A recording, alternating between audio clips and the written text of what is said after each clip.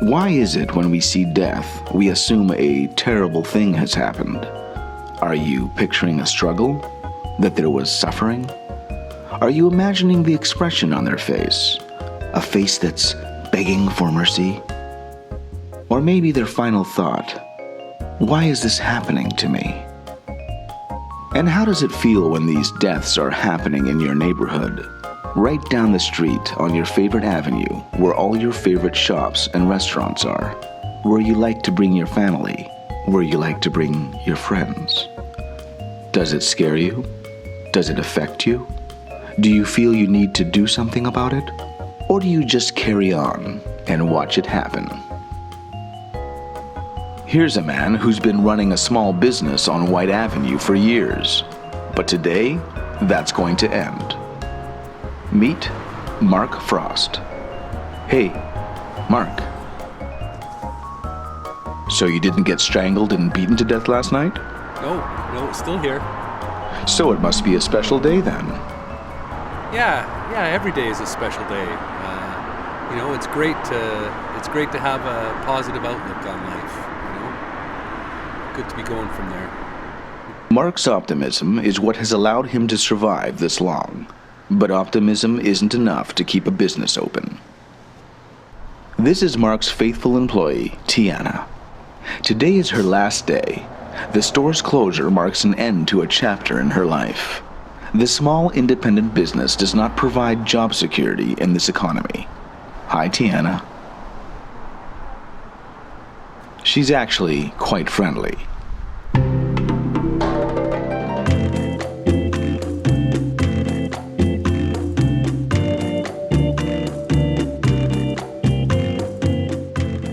What is it like being obsessed with something to the point where you'd invest the better part of your life into it? And what happens when an obsession is disguised as a business plan? Mark has brought in some old frames from the warehouse in the hopes of squeezing some more money out of his customers on this, the last day of his business. Mark, what are you doing? Oh, just putting out all the glasses out on display, kind of out of storage on display, kind of sorting them all out so they all look, nice on the thing. All the price tags are visible. Mark gets all kinds of people in his store. Some who endlessly look through racks but buy nothing. Some who are fashion models. Some with small, adorable little dogs. Mark's obsession-based business plan ultimately depends on customers who themselves, in many cases, are obsessed. I really enjoy vintage shopping because it's an authentic experience, and every piece that you own is uniquely yours. Like, once you have it, it's yours. Like, nobody else will ever have that piece. I know that the owner goes and every piece is hand-picked and put in the store because they know that people would love it. I just like vintage clothes. We sort of came to get some Halloween costume inspiration, actually. Some customers find today's closure of the store to be a tragedy for the community. I feel like Whyte Ave itself is changing. I think we're seeing a lot more corporate stores coming in. Like, a lot of the mom and pop businesses are going out of business. There's those corporate stores everywhere. They're on every corner, and you can't get away from it. But then this place has culture, has a vibe, and a place for people that want that unique thing. Let's have a look at these two examples of the perfect customer. On the outside, appearing quirky, funny, full of life, but what's really going on in there? What are they really looking for? Attention? Are you actually going to buy those things? I'm buying that vest. It's happening. I've got a jacket up the front that I'm going to buy right now. This hat is a no, but this might actually happen because when it's this awesome. Mark's customer's obsession with looking special is matched only by his own obsession with vintage clothing and accessories. He would never admit to that. He would never admit, for example, to having an eyewear fetish. Yes, I do have an eyewear fetish. I've been a very much a all or nothing kind of guy when it comes to this, so once I get onto something or whatever, I tend to tend to go after it pretty well. So glasses I'm wearing right now, hand-picked for myself. You know, they're a great old American optical glasses from the 1950s. There's actually real gold in the frames or whatever. A lot of times people will come into the store and they'll have their, you know, they'll be wearing glasses, and, you know, because I'm kind of into it or whatever, I'm watching or whatever, and I'll say, you know, I love your frames, and they just smile and say, that's good because I got them here 2 months ago. Just I wasn't in the store at the time, so that's always nice. Yes, like all good salesmen, Mark knows how to turn on the charm to get customers to buy his products. But do these old products passed between God knows how many people hold any value? So is anyone actually willing to pay for these old jackets, Mark?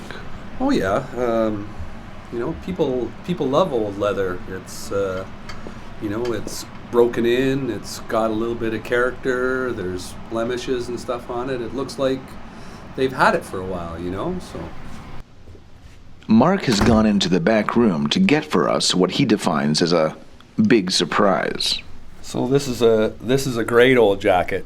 It's you know, the story behind this jacket would be incredible. The jacket was made in England, probably in the 1930s, 1940s. It then went to a store in Nairobi, Kenya, where it was sold in the middle of Africa for the next 80 years or whatever. It's been traveling the world to the point where it's now at a little vintage store in Edmonton, Alberta, Canada, about as far away from Nairobi, Kenya as you could get. Government Road, Nairobi, Kenya.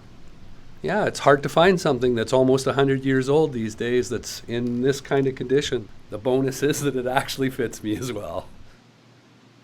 Mark's extensive knowledge of vintage clothing provides him with the leverage he needs to convince customers that the products he carries in his store are worth buying.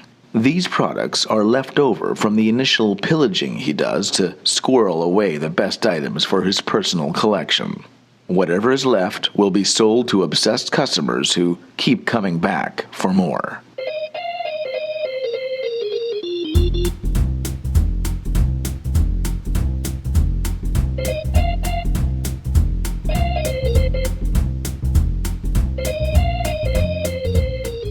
Why would anyone want to keep shopping here? I don't know. I mean, we have a lot of unique stuff here. People tend to come here a lot because of that. There's a lot of vintage things. Who's the owner here? I am. Some vintage clothing for you officers today?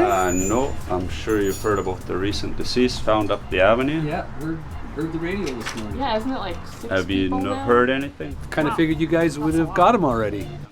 With the recent series of deaths in the area, the city has stepped up its patrols on Whyte Avenue. Today, these officers are checking in on local businesses for any information and to generally provide a sense of security during these times of change. It could certainly be up for debate as to whether Mark fits the profile of a serial killer. But these officers are simply doing their jobs to ensure the public safety in an area the city is investing in. But the hours that you were at home last night with your wife. 11 till 7:30. You're sure about it? Yeah. I'm sure about it too. You're sure? How can you be sure you weren't there? Do you guys have a security camera in here? No security camera. No security camera. You might think about that. So you're here every night till 7? Most nights, not every night. What about last night? No, I wasn't here. Tiana was here. I was here last night. So where were you? I was at home. You were at home? Yeah. And no girlfriend. Who is anyone else there? Just my wife. My wife and I. You like her? Yeah, kind of. You think this is some kind of a joke? No, I don't think it's very funny. Home with the Do wife. you want to try on some sunglasses maybe? No. Okay. What do you think of that? Yeah, absolutely. Let's try. Every person who enters Mark's store is a money-making opportunity. These officers are no exception. Yeah, they're the right size, right do you shape think? for your face. Thanks. One more.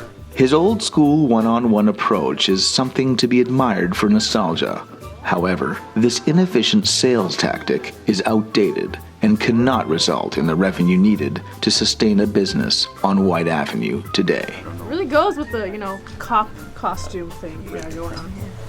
I think I'm Oh, yeah, we're just finishing up here. Hey, we gotta go. Oh. There you go. Oh, you know what?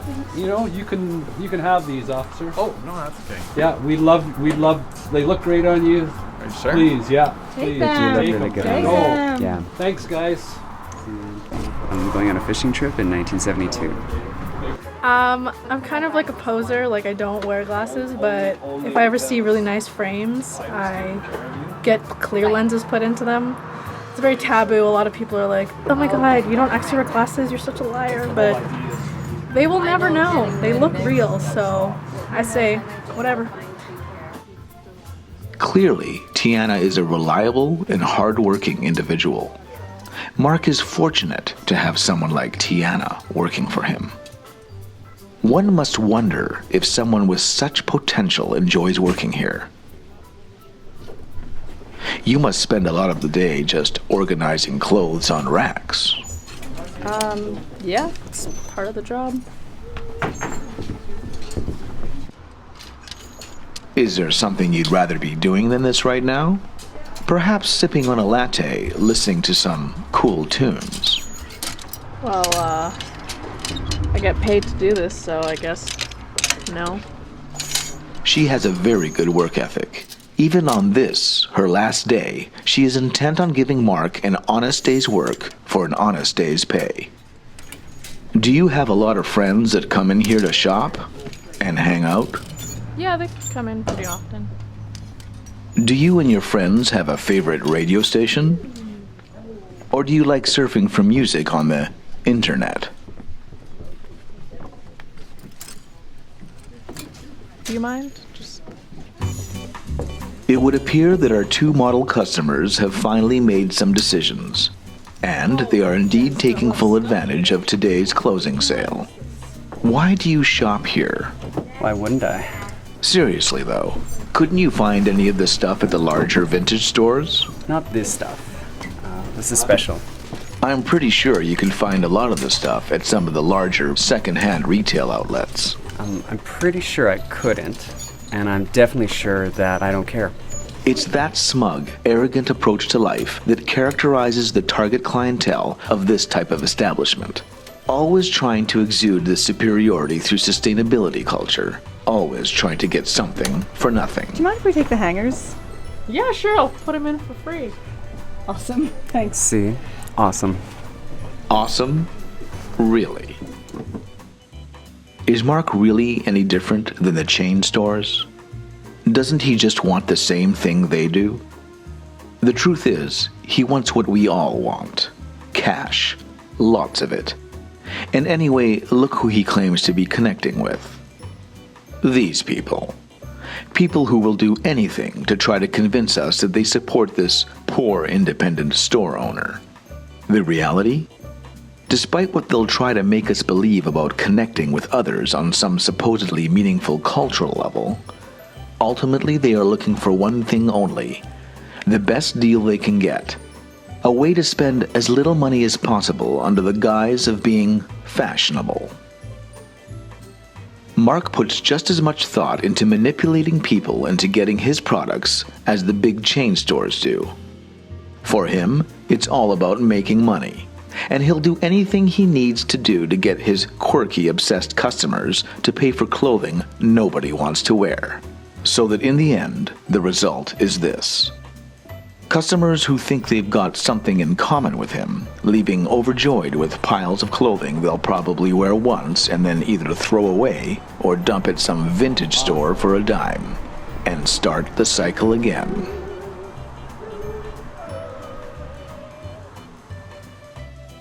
Saying goodbye to someone you love is hard, but it's inevitable.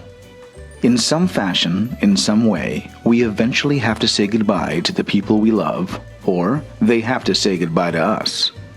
Out with the old, in with the new. It's just the way it is on Whyte Avenue. And it's always been that way on Whyte Avenue. I grew up in Edmonton, and it was really nice to just come back on Whyte where, you know, I spent my entire youth and come to a place that I used to love to shop, and I'm really sad to see closing down. For me, it's really sad because I've been a long-time customer here for years and years, so it feels like a piece of like the soul of Whyte Ave is going with it. So for me, I find that kind of sad. You know, when we first opened our first store, you know, on Whyte Avenue, you know, you were paying hundreds of dollars for rent, and now you're paying many thousands of dollars for rent. All the stores that used to be around are gone, and that's what makes it so tragic. And they're not reopening. The owners are packing up and moving out, and it's just done. There will always be those who insist on resisting change, but once change happens, it doesn't take long for people to forget. Do people remember that family-owned bakery that was once on Whyte Avenue? What about that friendly butcher who cut the bacon just right? Or that saddlery that customized your saddle for you and your horse? Does anybody miss those places now? And what of that cool car dealership sign that everyone now wants to protect? They promised to put the sign back after the mega complex is built, a sort of pacifier for the anti-change protesters in the area. But really, now that they've taken it down, would that sign really be missed in 20 years? Don't these protesters realize that Whyte Avenue was named after the executive of a large railway corporation? A man who dedicated almost his entire life to expansion, to progress, to change? Not the model image of a hipster that many would love to believe Whyte Avenue was named after. Here, perhaps this will help. No. Those who insist on resisting change ultimately accept it and ultimately forget what was there before the change took place. Eventually, enough time passes that people simply don't care what was there before. It's a perfectly normal function of progress, and it's happened in all great cities. Times Square in New York, the Strip in Las Vegas, and now Whyte Avenue in Edmonton, Alberta. It is this very progress that sometimes results in your favorite store on your favorite avenue being replaced with something more viable for the community.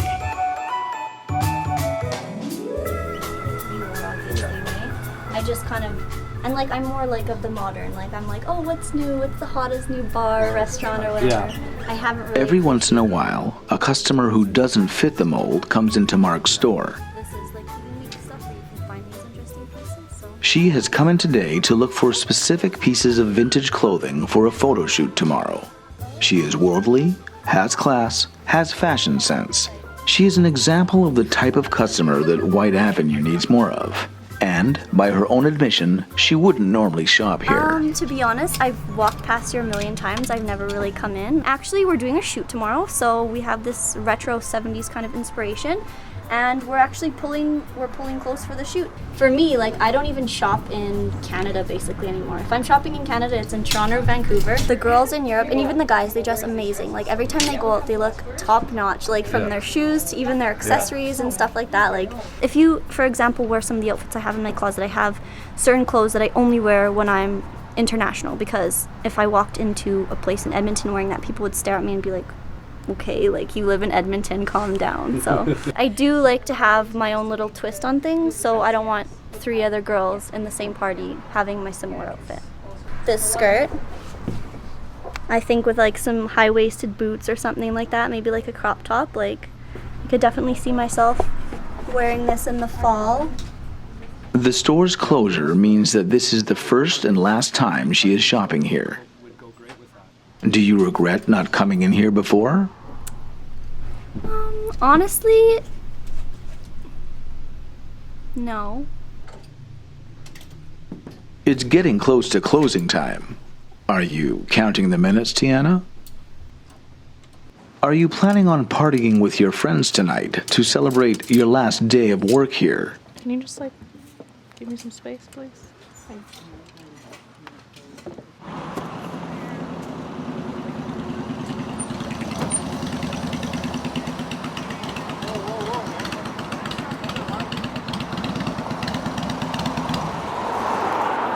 What's happening? Hey, Paul.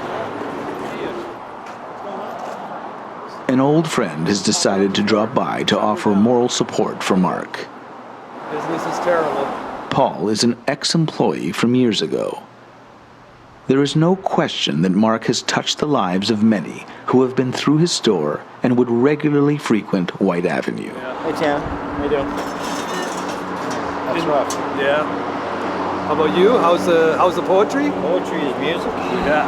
Words, you can't shut down words, I guess, right? Yeah. Absolutely. I can't believe they got you, Mark. Yeah, it's... Yeah. So what are you going to do? Just do the online. Online. Everybody's online. Right? Yeah. The world's going to be online. Yeah. It's the only thing that makes sense. You know what? I got a poem. Cool. Yesterday is in the mind. Romantic few who live, love blind. Fades and flickers like the silver screen. Leaves us gold where there was green. Fear not, there'll always be a way. Tomorrow's will be yesterday. These people and the shops they patronized are quickly disappearing into Whyte Avenue's past. The old school smile is no longer enough to pay the ever-increasing rent in this area.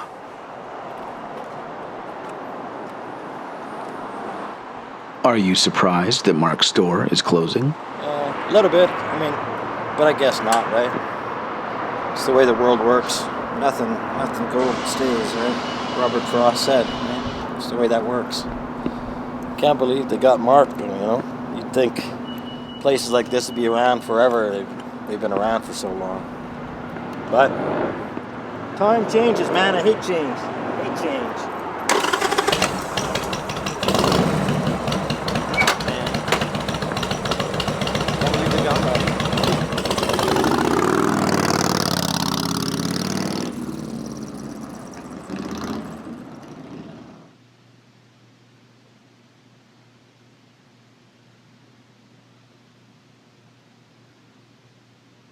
There comes a time in one's life when they have to give up on that business plan based on some dream, based on some obsession.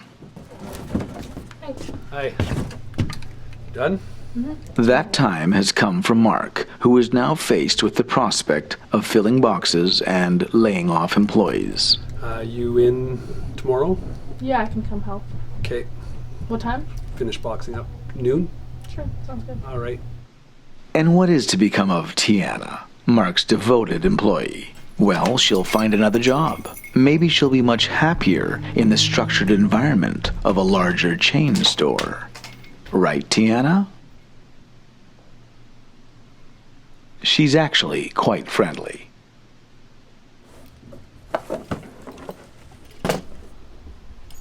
How many boxes have you filled and emptied in your lifetime, Mark? Oh, thousands. I've seen a lot of boxes and I've seen a lot of clothing over a period of time.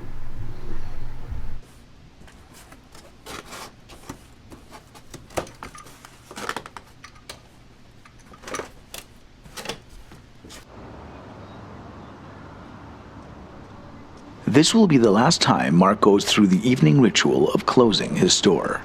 Tomorrow morning, there will be many more boxes of clothing to be filled. And soon, this space will be vacant, ready to be occupied by a viable, well-funded business model. Perhaps a franchise that would be part of the transformation of Whyte Avenue into an area the city can be proud of. So how was your special day, Mark?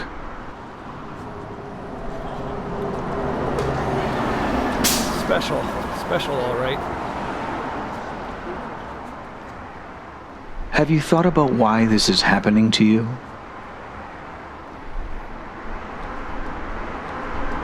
I don't know if I really like that question very much. You know, I don't really get it. It's not happening to me. It's just happening.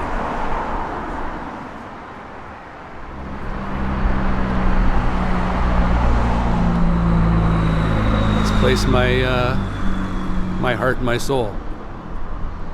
You know, this has been my life for 30 years.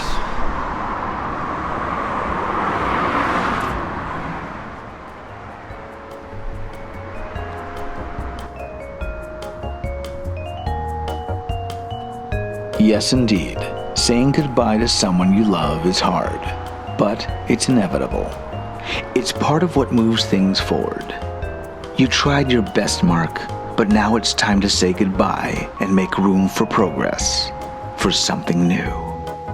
It won't take long. Pretty soon, the people here will not even remember that you or your store existed. They will have moved on, and so shall you.